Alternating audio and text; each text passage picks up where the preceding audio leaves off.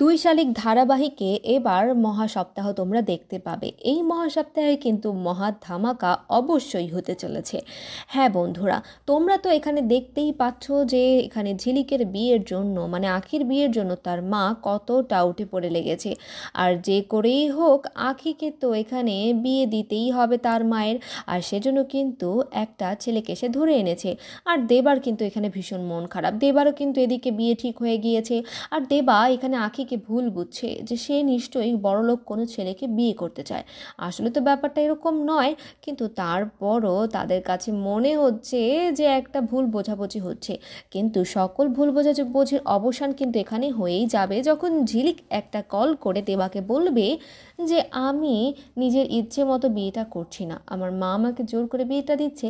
আর তখন কিন্তু দেবা এখানে সব কিছু ভুলে একদম চলে যাবে আখির কাছে এবং তাকে এই বিয়ে করা থেকে উদ্ধার করে নেবে।